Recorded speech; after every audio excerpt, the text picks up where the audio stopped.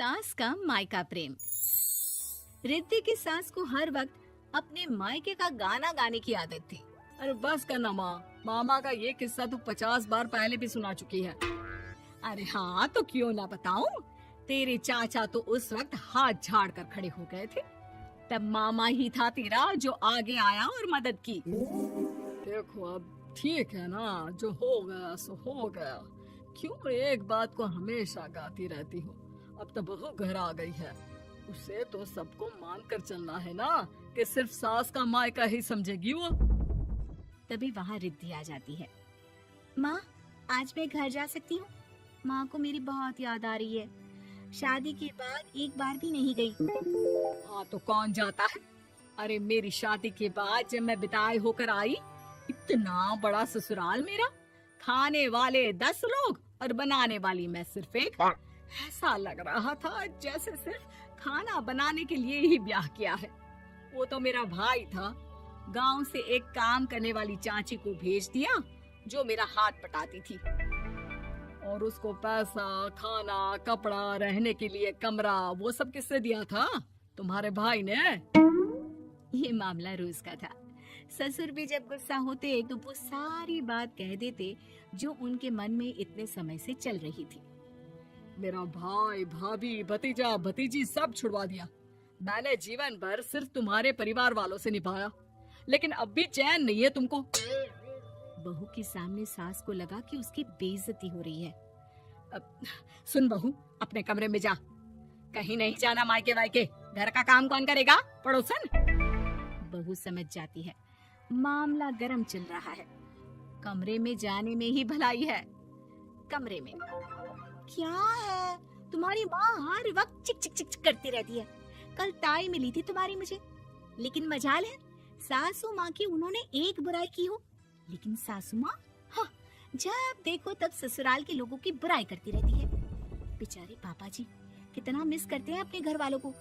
मेरा तो बड़ा मन करता है कि ताऊ जी, चाचा जी और सब मिलकर रहे, ना साथ रहे लेकिन आना जाना तो ठीक से रखिए। हिंदुस्तान और पाकिस्तान एक हो सकता है, लेकिन चाचा और ताऊ के परिवार के साथ हम लोगों का मिलन ना जी ना, कभी नहीं हो सकता। ये बात है। देखिए मेरे साथ ना ज्यादा चैलेंज मत करिएगा। ऐसा कोई काम नहीं है जो मैं नहीं कर सकती। ससुर जी जो कि बहू की बात सुन रहे थे सामने आ जाते हैं। अरे बेटा, तू ये कर सकती है तो प्लीज मेरा परिवार किसी तरह मुझसे मिलवा दे। सारी जवानी तो मैंने किसी तरह काट ली, लेकिन जीवन के इस पड़ाव पर बहुत याद आती है मेरे परिवार की। हाँ हाँ पिताजी, आप चिंता मत करिए, बस मेरा साथ देते रहिए आप दोनों। फिर देखिए कैसे माँ जी भी ठीक हो जाएंगी और पूरा परिवार भी एक हो जाएगा। थोड़ी देर बाद बहू सामान लेकर घर से निकल रही होती है कि मना किया था ना तुझे मायके जाने के लिए, फिर क्यों जा रही है? बहू कुछ कहती इससे पहले ही बेटा बोलने लगता है। क्या है माँ, वो घर जा रही है। वैसे भी उसके माता पिता ने मुझे 10 लाख दिए तब जाकर मेरा काम शुरू हो पाया, वरना तूने मेरे लिए किया क्या है? अरे वाह बेटा, बचपन से पढ़ाया लिखाया, तेरे दुख दर्द में जगी, और आज वो लोग तुझे सही लग रहे हैं। और फिर ससुराल में लड़की खुश रहे, ये तो मायके वालों की जीवन भर की जिम्मेदारी रहती है। तो ये तुमको भी तो सोचना था ना।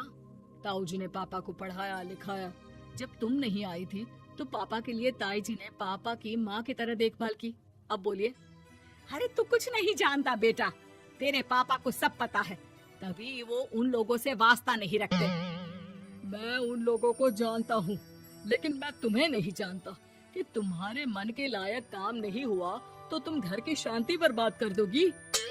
सास जोर जोर से चिल्लाने लगती है। तभी वहाँ सास का भाई आ जाता है। अरे क्यों आप लोग मेरी बहन को परेशान करते रहते हैं? पहले ये जीजा कम थे, जब बहू भी आ गई। बहन, मैंने तो 30 साल पहले ही बोला था, अपना हिस्सा ले और छोड़ इन लोगों को, चल अपने साथ। बहू समझ जाती है कि मामा ससुर की नजर किस पर है। देखा, तुम लोग मुझे अकेला मत समझना, मेरा भाई खड़ा है आज भी मेरे लिए। बहू मायके जाती है और आते वक्त साथ में एक नौकरानी ले आती है। अरे बहू, कुछ खाने को दे दे। अरे आंटी, क्यों भाभी को परेशान करती रहती हो? उनके भाई ने मुझे जिम्मेदारी दी है। किसी भी चीज की परेशानी नहीं होनी चाहिए भाभी को। जो चाहिए मुझे बोलने का। आय हाय, बहू के मायके वालों का इतना दखल। ये मेरा घर है, कोई कल का आए इसे पूरा कैप्चर कर ले, ये बर्दाश्त नहीं होगा मुझसे। क्या हो गया सासू माँ? क्यों सुबह सुबह चिल्ला रही हैं?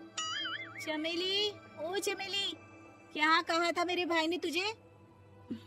अरे दीदी बहुत तेज है आपकी सासू माँ। मैंने तो बोला कुछ चाहिए तो मांग लो मुझसे। अरे निकल यहाँ से, घर को रेलवे स्टेशन बना रखा है, जो देखो वो घुमा जा रहा है यहाँ से वहाँ। ये कहीं नहीं जाएगी। ये जाएगी तो घर का काम कौन करेगा? मैं।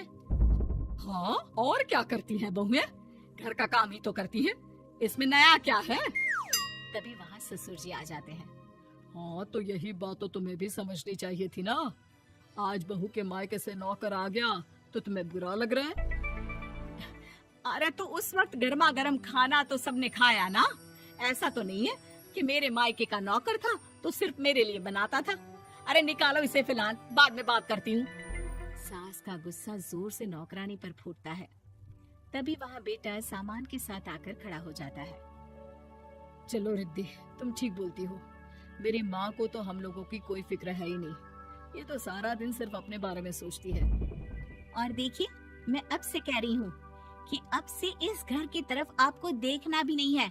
नहीं आना आज के बाद इन लोगों से मिलने। हाँ, बस कभी कभी दिन में 2 बार मिलने आ जाओ। नहीं, बिल्कुल नहीं। ससुर झूठा नाटक करते हुए। मेरी बीवी ने मुझे मेरे ही परिवार से दूर कर दिया, आज बहू मेरा इकलौता बेटा दूर कर रही है। हाय, कैसे जीऊंगा मैं? वाह, वो भाई जो आपको बेटे की तरह मानता था, उन्हें छोड़ने में तो दुख नहीं हुआ। आज खुद का बेटा छोड़कर जा रहा है तो कैसे जीऊंगा? बड़े आए। अब सास समझ चुकी थी कि उससे गलती क्या हुई है। मुझे माफ कर दे बहू, अब मेरी समझ में आ गया कि अपनों से दूर कर बीवियां पति का भला नहीं बल्कि उन्हें जीवन में अकेला कर रही है। मुझे माफ कर दे, मैं अब सबसे माफी मांग लूंगी। ससुर जी दूर से बहू को थम्स अप दिखाते हैं।